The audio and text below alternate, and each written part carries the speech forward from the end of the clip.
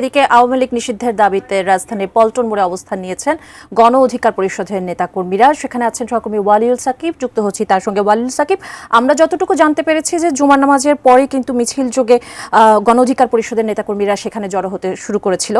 এখন সেখানে কি অবস্থা, একটু বিস্তারিত জানাবেন।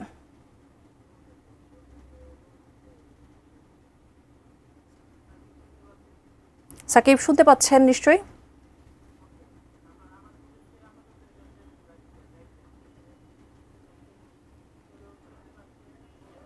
সরকারের সাবেক রাষ্ট্রপতি ছিলেন যিনি 2 মেয়াদে, আব্দুল হামিদ, তার দেশ ত্যাগকে কেন্দ্র করে যে ক্ষোভ ছড়িয়ে পড়েছে সেটিকে কেন্দ্র করে আমরা দেখেছি যে আওয়ামী লীগ নিষিদ্ধের যে দাবি সেটি কিন্তু আরও জোরালো হয়েছে।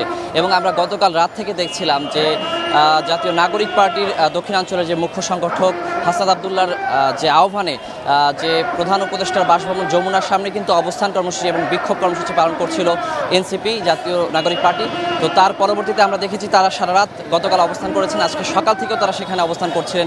পাশাপাশি বিভিন্ন রাজনৈতিক দলের নেতাকর্মীরা কিন্তু আমরা দেখেছি যে সেখানে গিয়ে তারা একমত প্রকাশ করেছেন এবং তারা কিন্তু আওয়ামী লীগ নিষিদ্ধের দাবি করেছেন। তো ঠিক সেই দাবি থেকেই কিন্তু একমত পোষণ করে আজকে বিকেল 4টার দিকে আমরা দেখেছি যে গণ অধিকার পরিষদ তারাও কিন্তু এই পল্টন মোড়ে অবস্থান নিয়েছেন। তাদের এখানে সড়ক অবরোধ করে তারা অবস্থান কর্মসূচি পালন করছেন এবং তারা কিন্তু আওয়ামী লীগ নিষিদ্ধের জোরালো দাবি তুলেছেন। এবং পাশাপাশি তারা কিন্তু বেশ কয়েকটি দাবি তুলেছেন। তারা বলছেন যে জুলাই আগস্ট অভ্যুত্থানে যে গণহত্যা ঘটিয়েছিল আওয়ামী লীগ ও তার যে সহযোগীরা, সেই হত্যার বিচারের দাবি তারা তুলেছেন।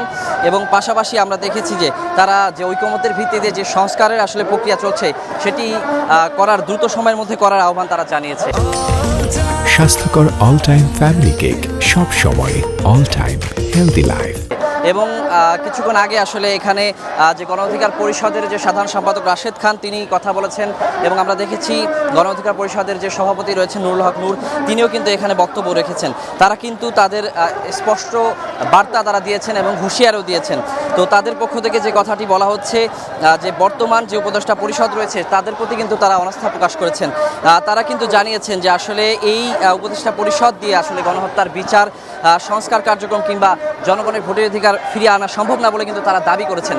তো তারা কিন্তু অতি দ্রুত সময়ের মধ্যে জাতীয় ঐকমত্যের ভিত্তিতে এই উপদেষ্টা পরিষদ পুনর্গঠনের দাবিও কিন্তু তারা জানিয়েছেন। তো তারা বলেছেন যে আসলে যতক্ষণ পর্যন্ত আওয়ামী লীগ নিষিদ্ধের ঘোষণা না আসছে ততক্ষণ পর্যন্ত তাদের এই অবস্থান কর্মসূচি চলবে।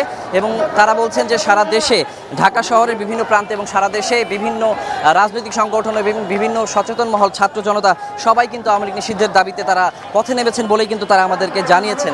এবং তারা বলছেন যে আসলে এই দাবি এখন আসলে বাংলাদেশের পুরো জনগণের, সব ধরনের মানুষের এই দাবি যে আওয়ামী লীগকে নিষিদ্ধ করতে হবে।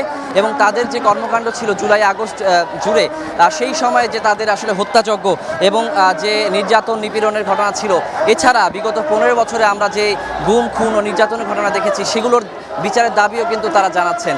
এবং আমরা দেখতে পাচ্ছি যে আসলে বিকেল 4টার পর থেকে এই পল্টন মোড়ে তারা অবস্থান নেওয়ার কারণে আমরা জানি যে এই পল্টন মোড়টি খুবই গুরুত্বপূর্ণ। এই পুরান ঢাকার এই দিকে বিভিন্ন সড়ক গেছে চারদিকে, এই মোড়টিতে কিন্তু যে তাদের অবস্থানের কারণে চারিদিকে আমরা দেখতে পাচ্ছি যে সব ধরনের যান চলাচল এখানে ব্যাহত হয়েছে এবং সব ধরনের যান চলাচল কিন্তু এখানে বন্ধ রয়েছে।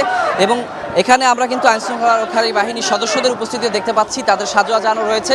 তারা এখানে যারা অবস্থান কর্মসূচি পালন করছেন তাদেরকে কিন্তু কোনো ধরনের বাধা দিচ্ছে না, তবে যে কোনো অপ্রীতিকর ঘটনা যেন না ঘটে সেজন্য তারা কিন্তু এখানে সতর্ক অবস্থানে রয়েছেন। এবং আমরা দেখতে পাচ্ছি যে সাধারণ মানুষ যারা আসলে বিভিন্ন গণপরিবহনে চড়ছেন, বিভিন্ন রিক্সা কিংবা অন্যান্য যানবাহনে যারা আসছেন তাদের কিন্তু ভোগান্তিতে পড়তে হচ্ছে। তারা কিন্তু এই মোড় পর্যন্ত আসলেও এখান থেকে ফিরে যেতে হচ্ছে তাদেরকে।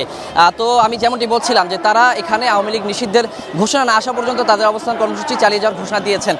তো মুন্নি, এই ছিল আমার কাছে এখন পর্যন্ত এই আওয়ামী লীগ নিষিদ্ধের দাবিতে গণ অধিকার পরিষদের যে অবস্থান কর্মসূচি সেটির সবশেষ খবর।